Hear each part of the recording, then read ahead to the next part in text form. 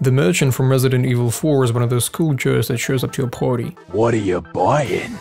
You notice him everywhere and you even converse a few times. Then, once it's all over, he leaves without passing around his number, never to be seen again. He wasn't the life of it, but it wouldn't have been the same without him. There is really no other way I can describe why he's so liked within the Resident Evil fanbase. In this video I'll be going over on how to piece together the look of the merchant from Resident Evil 4. Welcome! Alright, let's start from what we initially see. The most distinct piece is perhaps the most important to nail down, and that would be the overcoat. The color of it is a bit hard to make out, especially if you're making him based off images. The color is actually a really dark olive green with a lot of weathering, hence why it may look grey when in reality it's not the case.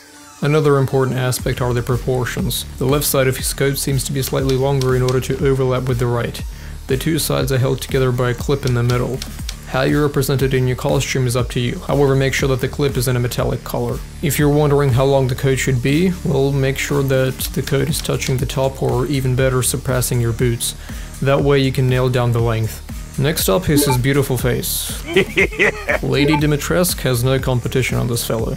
Unfortunately it's covered by a purple shemagh. To nail down this look you would want to sew on some white lines across the entire shemagh. There doesn't seem to be any particular pattern, so go crazy with it as you see fit. I assume that they're meant to represent stitching, as if the whole thing was ripped apart and put back together a couple thousand times. But it's just my speculation. Alright, next up are the gloves. They're the kind of ones your babushka would make for you every winter. If by any chance you can't find brown knitted gloves, buy black ones, slice off the fingertips, and repaint them to a more appropriate brown color. Unless your grandma lives in Tarkov or the Zone and is ready to make some for you, you'll need to purchase some. Alright, now onto the boots. They're basically Russian Valenki boots. You can tell because of the missing lacing compartments and the rough texture. Alright, let's see how much these things go for on Amazon. Well, it's not the worst price I've seen for a cosplay, however, if you get something like this, you should be pretty good in terms of accuracy. The rucksack he's wearing is a leather one. I actually found some really similar ones on Amazon, down to the double compartment design. If you want to save some money assembling one yourself, then this is definitely a good option. Okie dokie, let's see what's under the hood, and oh boy! Yeah, a starter kit of a Twitch streamer. Hey look, he's even got the Hunk SOE vest, and the price seems to be right considering for what these things go for these days.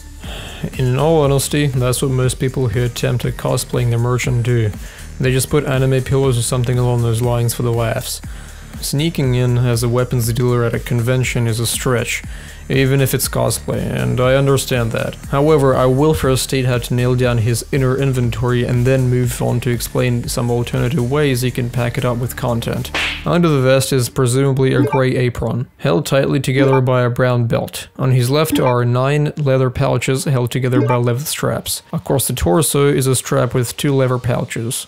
Near the leg is a leather panel, with a holstered USP pistol. The next way is playing it safe, and it's slightly easier. First up, get these leather straps. Then print out the ammo box textures from the game, apply it to some cardboard boxes and attach it to the straps. It's actually a pretty neat idea, and those ammo boxes are pretty recognizable. You know how some conventions have these merchandise kiosks?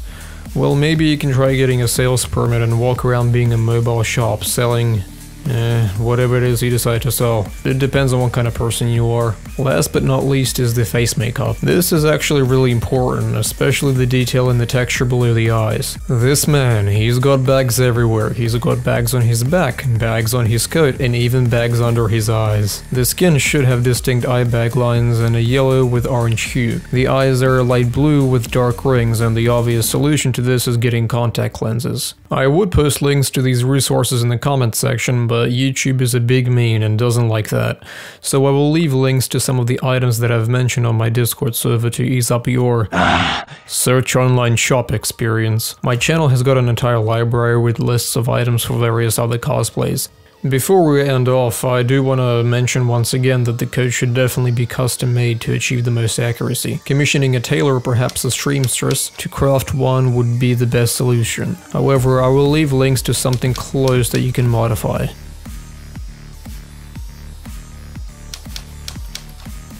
As always, thank you very much for watching, and until next time, everyone. Going hunting an elephant.